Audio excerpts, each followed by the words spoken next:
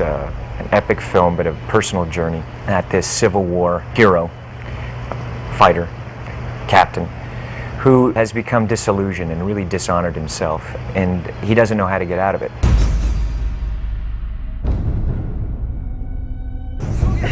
Shoot me, damn it. So he goes to Japan to train their army in modern warfare, and he comes upon the samurai, who at the beginning is essentially an enemy that he is training the Imperial Army to destroy. Who supplies our weapons? 彼らの武器は勝本は侍の道を知る者たちに崇められておる。今さら飛び道具は使わんだろう。Katsumoto no longer dishonors himself by using firearms, you see.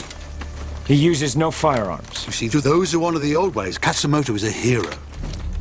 How well does he know this man? Well, the general and Katsumoto fought together for the emperor. He fought with the samurai. He is samurai. This is a man who is dishonored when it begins, who has, in fact, given himself away, who through this training, through this martial art, through this, commitment to a philosophical code of honor, how he regains himself. It's what happens when he comes into contact with him, what happens to him as a man, and his ability to confront and overcome his dishonor. It's a privilege to be able to make these films. It's a privilege to be able to do what I'm doing. I enjoy the conversations. I enjoy delving into the characters and the structure and the story. Action!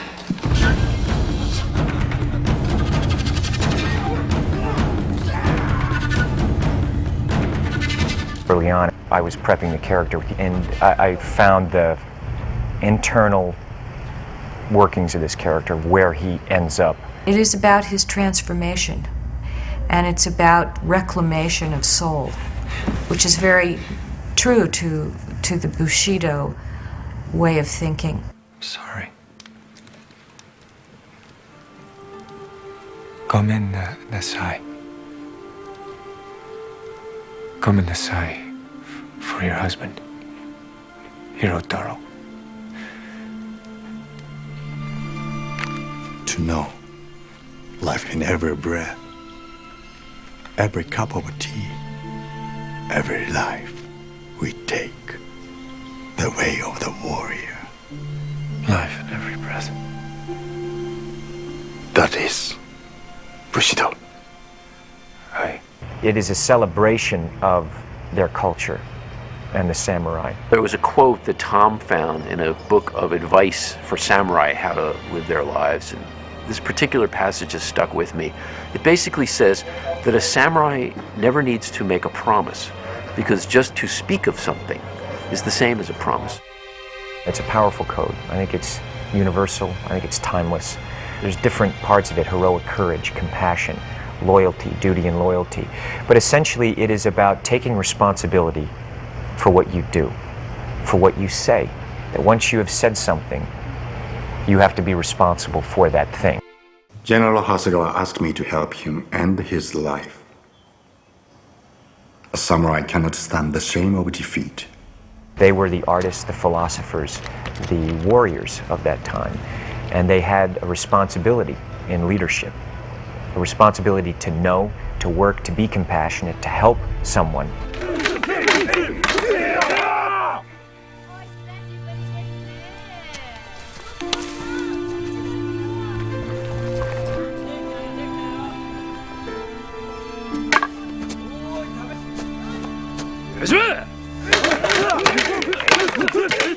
They recognized with power comes a great responsibility, a greater responsibility. When you know something, but that something is wrong, you must be able to rise above the masses and fight for what is right.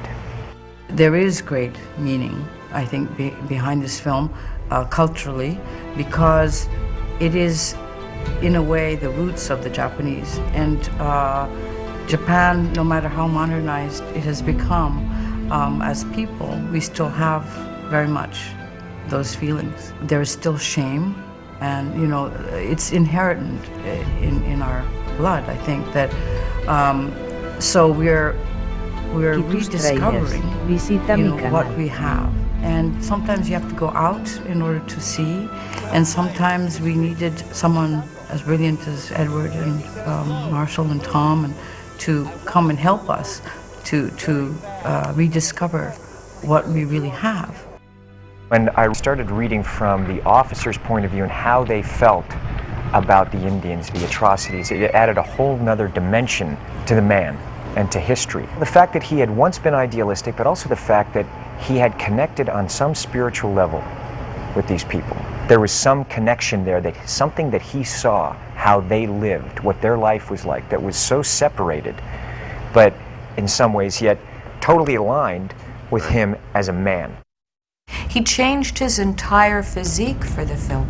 He allowed the character of Algren to lead him, and he followed, and he took on every challenge of this character. I love working hard, and Nick Powell really took me up very slowly, step by step, built my body up to be able to do something like that, where there's, I guess, 38 moves, where I'm fighting 5 guys and the swords are whipping around and just missing my head, and kicking a guy in the face and rolling and moving and cutting. Very demanding, but a hell of a lot of fun. We've done saber work with him, and we've done all the samurai and all the basics. So he's done basic karate, basic jiu-jitsu. We've gone through a lot of training with him in all the different styles. So there is a character arc where we'll see him with one weapon transferring to another weapon and getting better throughout the film, which is really nice, because usually you come in and you find that the guy is at a level right the way through the film. So it's a nice development. In the Ronin sequence, it's the first time we really see him essentially as a samurai. So he's trained throughout the time he's been in the village, and he gets an ability which we see develop in the village sequences, and it's the first time we see him actually put it into use outside the village.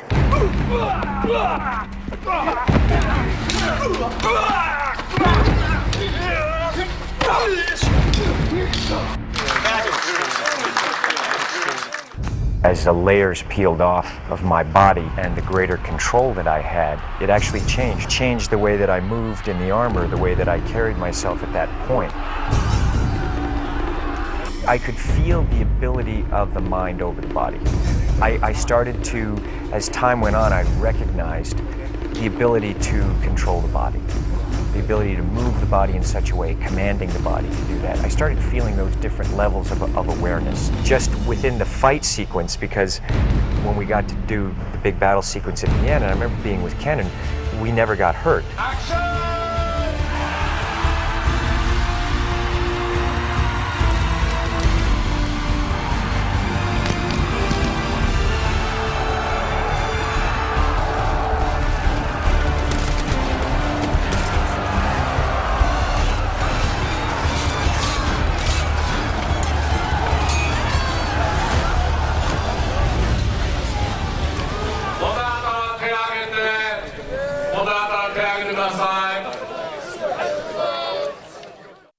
You were the general of your army?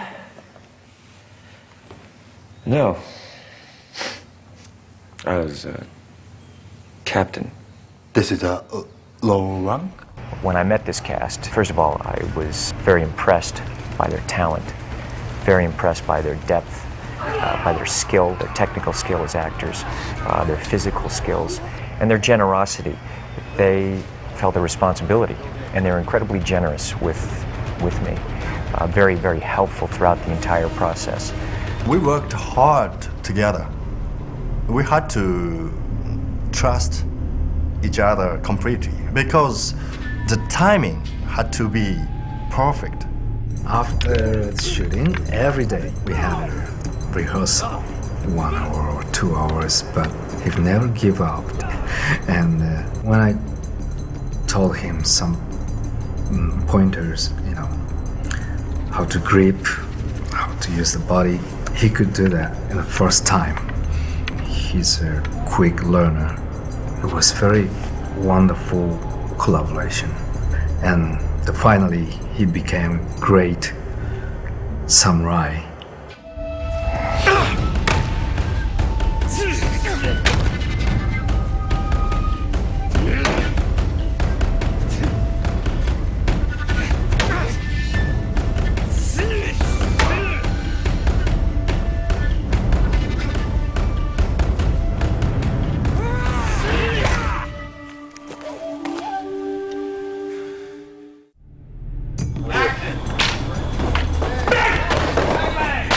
It's been great. He's an incredible person.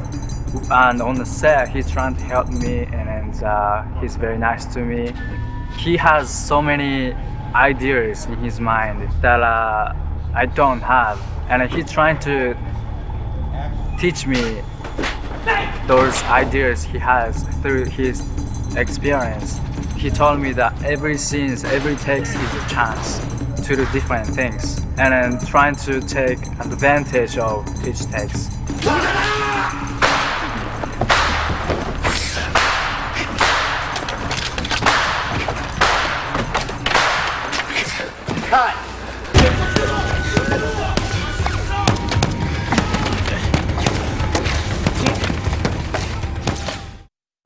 It was just ecstatic to play a scene with him. Just looking at him and acting to him, and then his eyes and his look and everything. Then I feel like, okay, I'm living this character.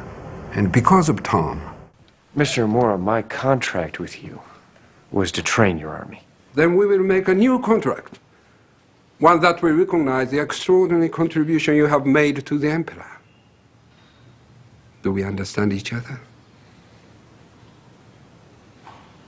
Yes, we understand each other perfectly. The character's journey cannot help but affect the actor. Tom approaches each role differently. Each journey takes him to a different place. And the beautiful thing about Algren is where he finally emerges as a human being. And it's there's a lot of hope there. It was incredible. I had so much fun playing Algren. He's a complex, he's just a wonderful character. And the stories and the characters that I get to work with and within the story is, it's beautiful. To create a 19th century Tokyo street in The Last Samurai required 3 months of construction and hundreds of artists and craftsmen. But this is just the most recent incarnation of the famous Warner Brothers backlot. Through the years, the New York street has been many places in many movies. From Prohibition-era Chicago in Robin and the Seven Hoods, to turn-of-the-century New York in The Great Race, to Chinatown in Lethal Weapon 4. This is my third film with Ed, and basically what he wants from me is he wants me to have visualized the story and show him all the research and all the ground plans and all the models, and we talk and talk and talk. But there is a moment where I finally have to say, Ed, I'm going to do it now, and you'll see it, it'll be great.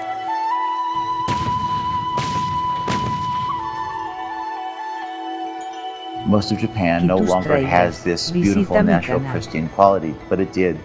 So how did we, in a different place, create it? We read book after book and looked at hundreds of pictures. This was a time in which the camera had found its day, and so everything was photographed. It always starts with research, and we talked about what we actually needed, talked about the scenes we would need to shoot here, and then look at what the buildings were like and what would lend itself to what particular style of building. But most of these are actual straight-on plant-ons, where we planted on the front of a Japanese-style building on the New York-style building. We wanted to give it that sense of modernity mixed with antiquity. The real difference is a difference of about a year. It's early 1876 and late 1876. In the early part of 1876, you would see rickshaws and carts. In 77, you see carriages and Western people on horseback and many more telegraph wires, because one telegraph line went to one telegraph machine, so that there are tons of wires all over the street. But I think the real change was in transportation and how the people actually looked. That was the whole attempt in the street, was to say that the two cultures had come crashing together. We built this particular set for a fight where Tom Cruise is being followed by some Ronin and has a very spectacular sword fight with them. We built it for the stunt, really, specifically wanting to make the stunt unfold down this hill and then get to the bottom where they could actually have the fight. What they've done here is they've laid down a sponge mat so that when they have their stunt here, it'll be falling on a rather forgiving surface.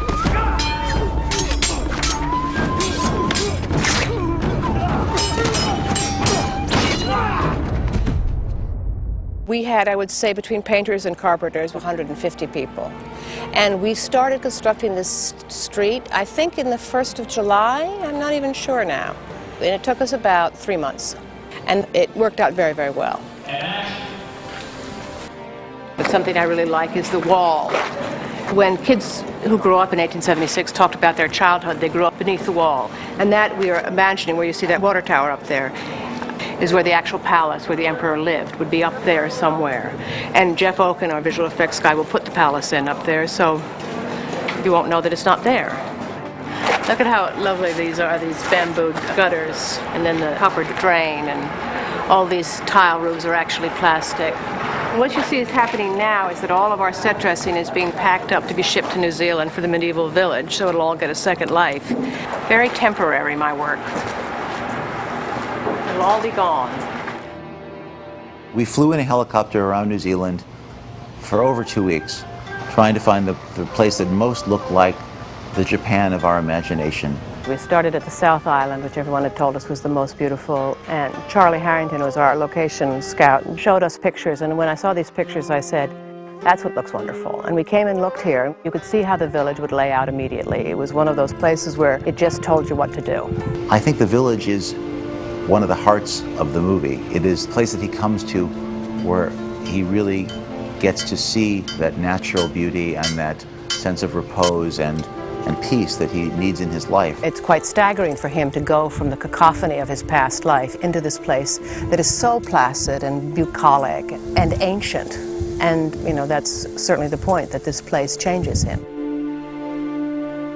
It became a real village. You know, there were dogs and chickens and goats and yak, whatever. There were bison living in it. I mean, it took on this life of its own. It was a real breathing place. One of the things that's the most important about doing something in this period is to get the gardens right, and it really won't have life until the gardens are done right. And you can see that we have vegetable gardens and beans and various trees that we put in. This would be a samurai's house, and next to it is another farmer's house. We put in all of the terraces and all of the steps. Down here you can see we have a water wheel for grinding millet and a variety of things. One of the more difficult things is we had winter, fall, spring, and summer, and some days we had spring and fall and summer on the same day. So it's a bit of a scramble to get it all to look properly. So this is our main house. This is Taka's house, and it had a very special function that we had to be able to shoot inside the house during the bad, bright middle of the day. So we would come in and shoot inside for half a day and then go outside in the beautiful light. So it was very important that we built a house that would function very easily that way. Japanese architecture is very kind to you in that way because the walls are all removable and everything comes apart, and it's very modular. We're now in the tatami room, in one of our many tatami rooms. A tatami room was used for a variety of purposes. It could be a tea room, it could be a sleeping room, it could be an eating room. To this day, they still build houses like this. It's a very basic post and beam construction, and they were building them from the very beginning. This was the standard architectural style that never changed. One of the things I love also is the way the house frames the rest of the village and the beautiful, beautiful, beautiful valley. I'm most proud of the fact that when you sit here, you feel like you're in an ancient city. You gaze off and you feel transported. The greatest testament to the village is that we brought over many extras from Japan, many older people who had grown up in villages like this. And as they walked onto that set and looked around, they began to weep because they felt that we had recaptured something that they barely remembered.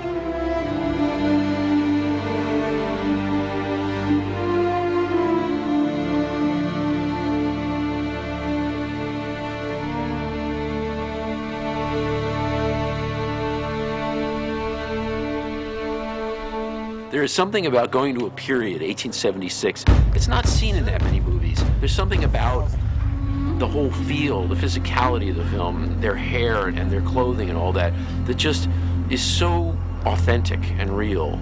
You know, and that's Nyla Dixon. Nyla lives in a world of art and believes in character and the creation of the individual characters through their wardrobe. This film covers a lot of historical ground.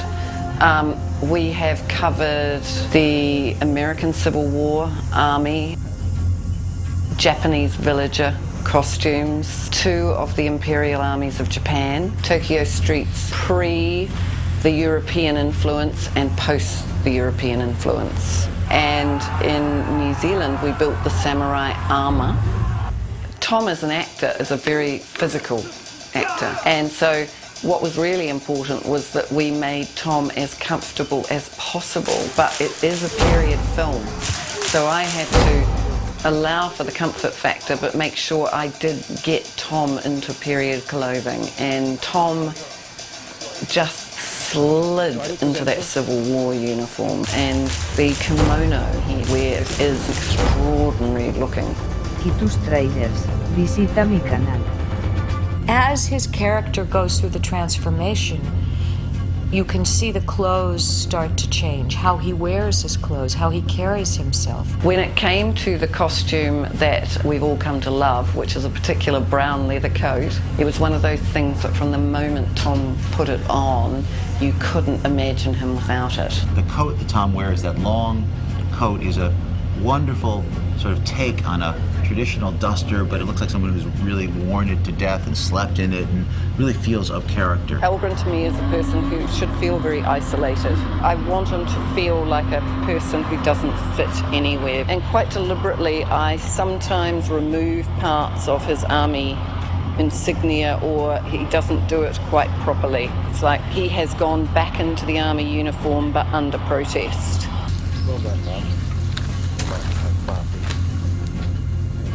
There's a very particular scene between the character of Katsumoto and the Emperor, and in that scene Sengoku Sensei made the Emperor's costume and guided us through how this scene should take place.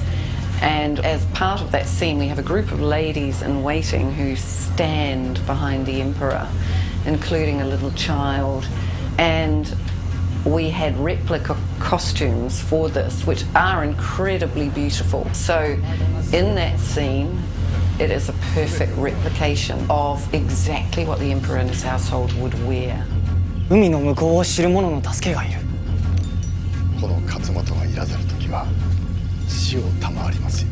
The use of the different colors of the kimono and the different fabrics to be appropriate to the period. We discovered that the period of this time were very somber in tone.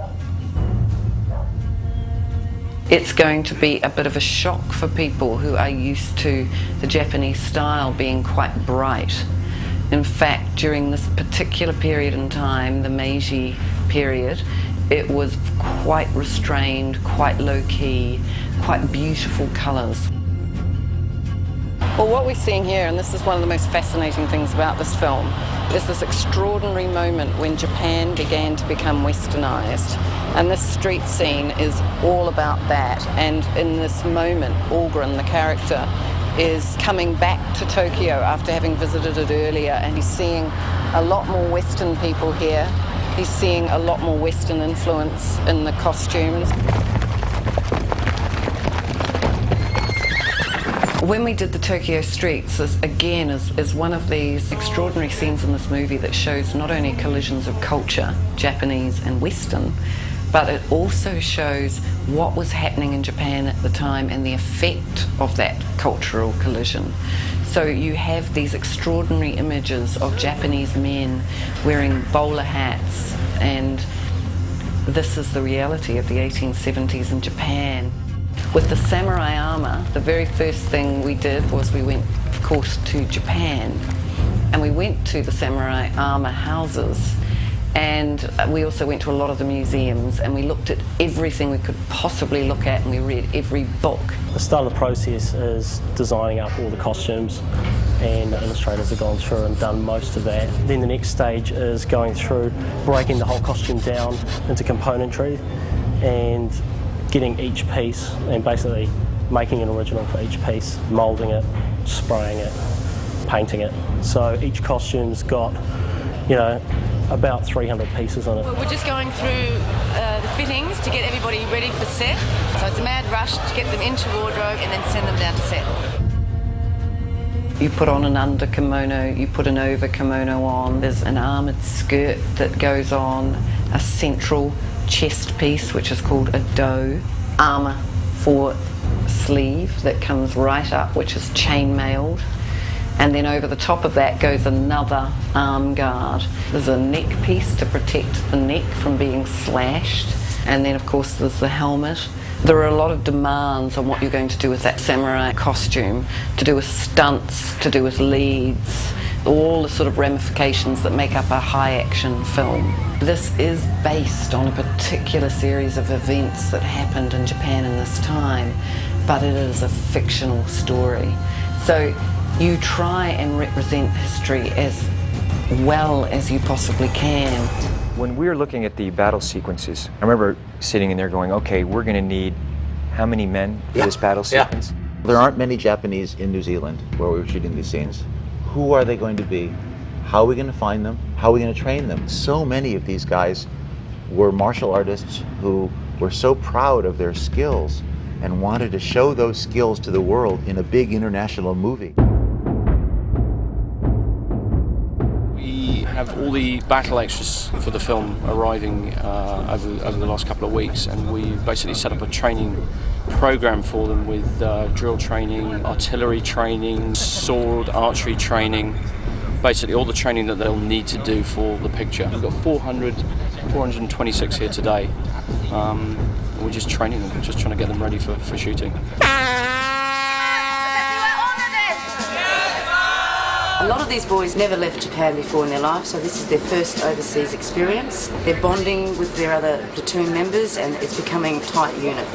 And we've constructed a buddy system where they pair up and they'll help each other dress in the morning with their samurai costumes or military uniforms, and they're becoming one. So, you know, they'll die for each other. That's what we want. Battalion! What? They get here at 8 o'clock, have breakfast. 8:30 start forming up, and they're on my parade deck at 9 in the morning. Light! Face! 1, 2! They're learning from marching to the way to carry their weapons. They're learning how to fix bayonets and unfix bayonets. They're learning how to move into a skirmish. They're learning how to route step on a dirt road and to form into combat formations from a regiment or platoon formation. We're just running them through a final basics so that they learn as soon as you get action, they load, and when they get cut, they check the weapon, unload, check the weapon. Give me pen. Count. Any violation of safety or mistake, we, as this is a boot camp type training camp, they do 10 push-ups. And it's not to punish them, it's just to help them remember. They have all the notes, all the parts of the weapon, all covered in it, firearm safety. We just go right through, follow that with them, and they just learn it all that way. And then they learn the English commands, so on the set they can just follow it. 2 weeks training. Basically, you just keep persevering and go with them, but they're picking it up very well. I'm just beginning to be an actor, and I found about this extra, and this is American production, and I would like to know about the production, how they make it. So I came over here, all the way from Japan. Well, right now we are doing the soldier and the samurai sides. How we are practicing right now is about battle, how we do all the battle steps. Hut! Make sure with this one, go slow. But from here, aim right where he was. Make him duck for real. Then take the cut. I'm seeing this. Okay? I know you're trying to be safe with your partner. Just slow down and go straight across. Can you explain that for me? From the beginning, they didn't even understand any English words. Now they can march with their English commands and Japanese commands around a parade ground, move into combat formations, and understand how to use the manual of arms with their weapon. 休めの姿勢で他の所帯を待ちましょう。We teach them how to march as the new Imperial Army first. So when we want to march as the old Imperial Army, it's easy to be bad. Not only the uniforms will look different, but the way they hold the weapons is different, the way they march will look different. So the audience will actually see a big transformation between the old and the new armies. When you see a fight scene in a battle, your eye inevitably goes to the one pair of guys who are down there in the lower corner of the frame who are kind of going like this and laughing. And there are movies that I love that have that in it, and it just kills me to see it. And I was determined not to have that in this movie. I was determined that these extras would learn these choreographies and that they would attack them with real intensity so that the frame would be full of that. It was so extraordinarily impressive to watch him not only manage all of the technical elements that a director has to manage in a film this size, but also to take the time to really understand what drives the film. Go there. Come on, guys, come with me. Moment away.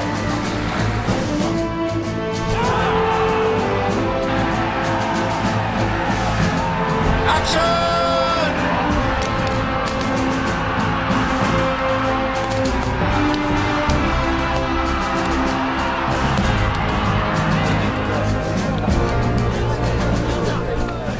You all did a great job today. Absolutely outstanding. I have never in my entire career seen anything like this. If you see it on film, you're going to be very proud of yourselves because it is very, very exciting. So domo arigato. Have a great weekend. All right, thank you. We have about 740 weapons. That's just real firearms. On top of that, we have rubber and replica firearms. You have real spears, you have fake spears, you got wood spears, you got steel spears, you have rubber spears. It is an army in the truest sense, and there are different divisions in the army. Each one of those divisions uses different weaponry. We have 7,000 arrows, 300 or 400 sets of swords. We'll probably be going 24 hours a day where we'll shoot for 12, 14 hours, and then we'll have a crew to come in and repair. It was very important to give them authentic, sort of quality stuff.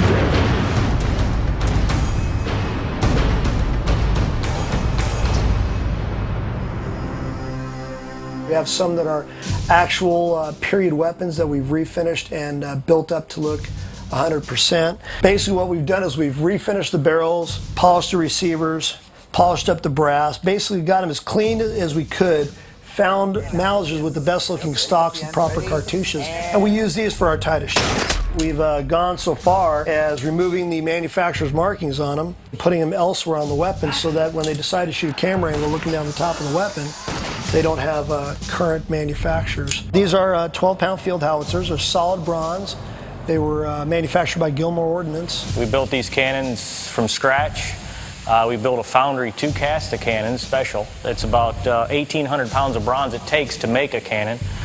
The finished process, we've got about a 940-pound barrel. We had to train the troops to fire the cannon, and that's why they brought us over here for the safety factor. Teach them how to fire, because these are fully operational cannons exactly like they would have had in that time period, 1876.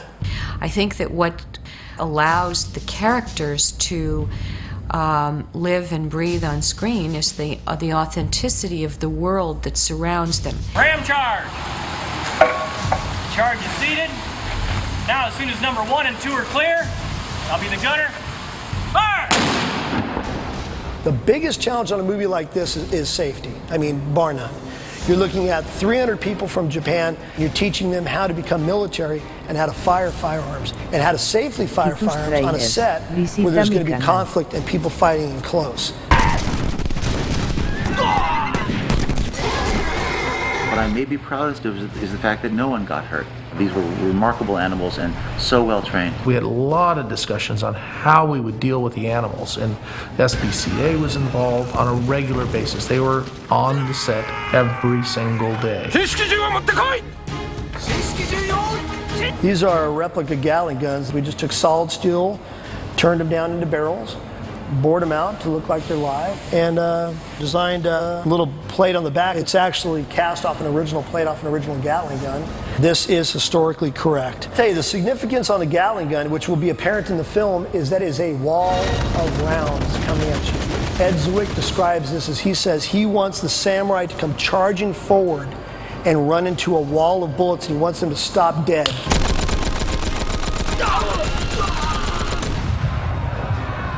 Each samurai has 2 swords, a bow, a quiver with, 6 to 8 arrows in it. We have ninja swords, we have long katanas and short wakazachis and retractables. And all this whole set of bayonets and everything was all made at Weta.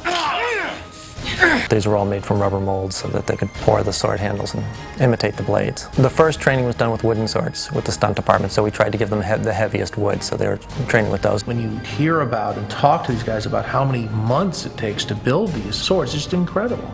Everything that we have one of each.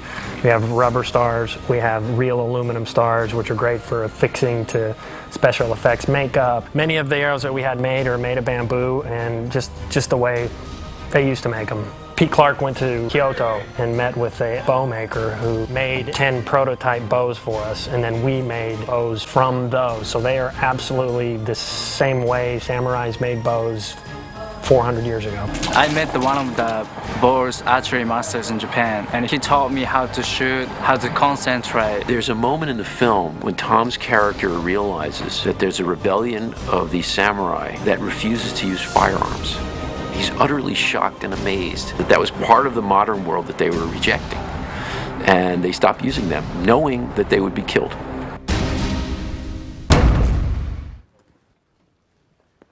San made kazoeru kara.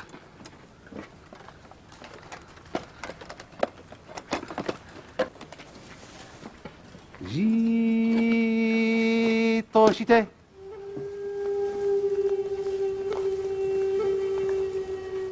1、2、3。いい。見ろよ。今時上下着てる御人がいるとはな。Samurai. Yes, it is. いつまでちょんまげをしておるのだ。And quite a proud one from the looks of him. でもあの日本差し。どうした？それは竹光か。Oh dear, this is bad. He's expecting them to show deference. 貴様らそれでも日本人か。お前らの時代終わったんだよ。はっ、うまい。あっ。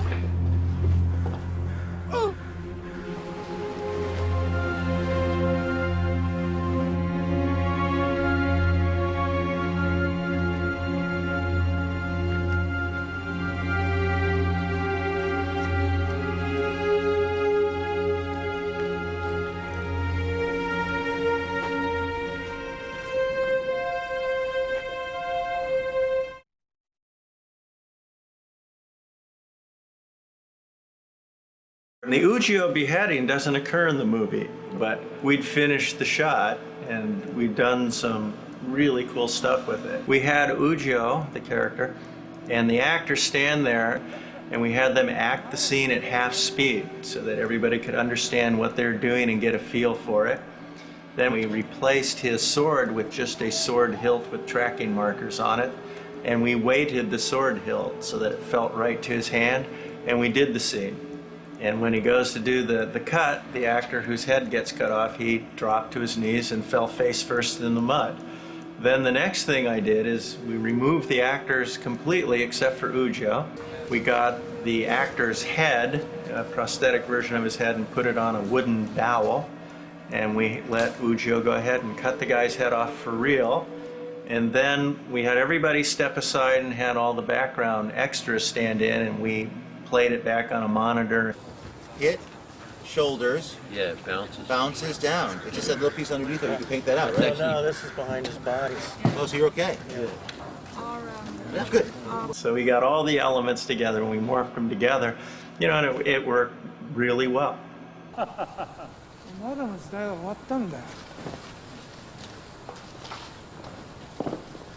the next thing we did is the beheadings that occur in our battle. And we did the same thing with Tom Cruise, and he was brilliant too. It's a real honor to get to be involved in something that is so deeply story-driven with so many people behind the camera and in front of the camera that are hands-on. And it turned out to be something that, you know, is probably going to be the shining star of my mind's eye for the rest of my life. It's an amazing experience to have been involved.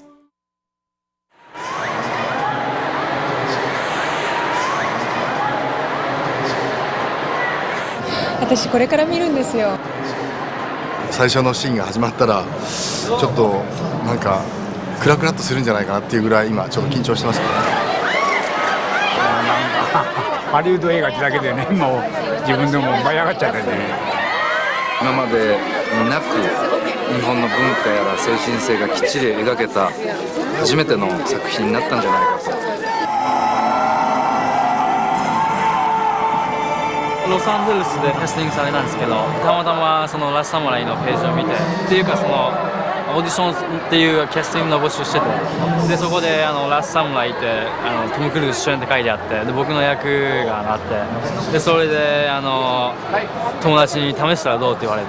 ハリウッドでね、サウンドステージの19ステージっていうのはもう昔から3つ数えるであるとかね、ハンフリー・ボガートが主役やったああいう映画を撮ったそのセットなステージなんですね。そこに今回の明治天皇のね御前会議のセットが組まれて、もうそれ見た時から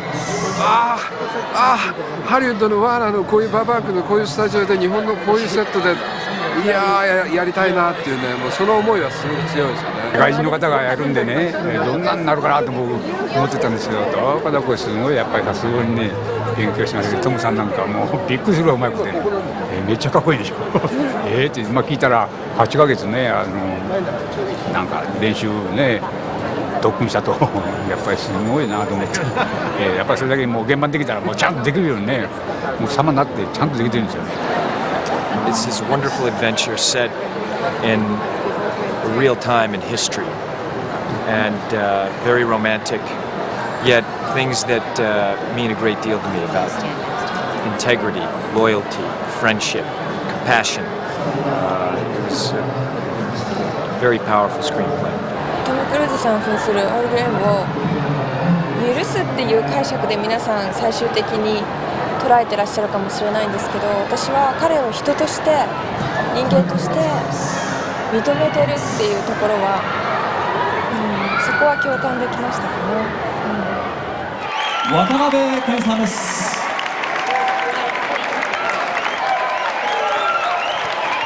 映画が持ってるような雰囲気っていうか、その関係を築いていくっていうのはもう全く同じようにオフキャメラでもオンキャメラでももう1年っていう間気づきましたんで、だからすごくそういう意味ではなんていうのかな、どこからどこまでがキャラクターでどこからどこまでがパーソナルかっていうのも本当にこう分からなくなるぐらいその関係を深めた感じがして、だからもう彼の顔を見るともうその途端にもうなんか目がうるうるしてくるみたいな、いつもそういう感じですね。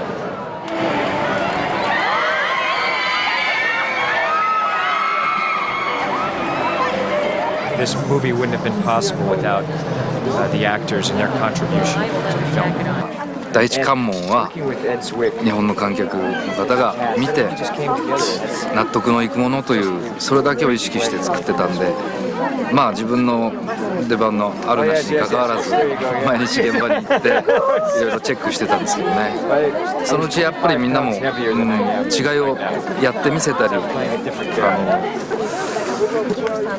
意味合いから全部説明するとその意見をちゃんと取り入れてくれるようになってきて、ですから結局もう仕上げギリギリまで立ち会ってもう本当になんかスタッフのような感じだったですね、後半は。内尾役の真田広之さん、高役の小雪さん。映画作りって作って終わってじゃなくて、観客の方が見ていただいて初めて終わりだと思うので、なんかちょっとした充実感みたいなものが少し芽生えましたね。この映画を通じてアメリカの人たちも全然侍のことをもっと分かってくれると思うし、侍じゃなくても本当に人間としてやらなくちゃいけない礼儀とか挨拶とか、そういう部分本当にこの映画を見てみんな家帰ってもただいまとか言わない人が多い中で見て、やっぱりこういうのって大切なんだなって。尊敬の念だとか信念をとか相手を思い合う気持ちとか、謙虚さと誠実さと、信じるものに対する忠義心と、やはりなんかそういったものっていうのはこれから特に必要になってくるような気がするんですよね。ただそれはすごく気負ってなんかっていうんではなくて、すごく毎日毎日の積み重ねの中でそういうものを払拭したり積み重ねてたりすることができたので、実感としてはなんかあんまりそんな気負った感覚よりはすごくこう一つ一つそういうのをやれたかなって気がしてるんですけど。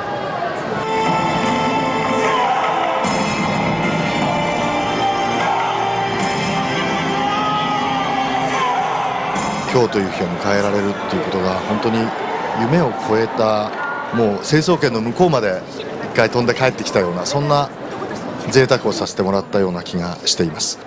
ぜひトムの目を通してもう一度日本の素晴らしさを味わっていただければ。この日本の文化とか人を敬う気持ちとか、すごく人間として根本的なものが世界中の人に少しでも伝わっていけたら、私たちがこの作品に参加した甲斐があったんではないかと思います。日本人の方々も世界の中の方々も少しでもこの映画が何かのきっかけになれば私は嬉しいと思います。 I feel so fortunate to have met and worked with these great artists, and we've given a lot of our lives to it, and I'm very, very appreciative to be here tonight with them. We're all very excited, so thank you. But thank you very much. ありがとう。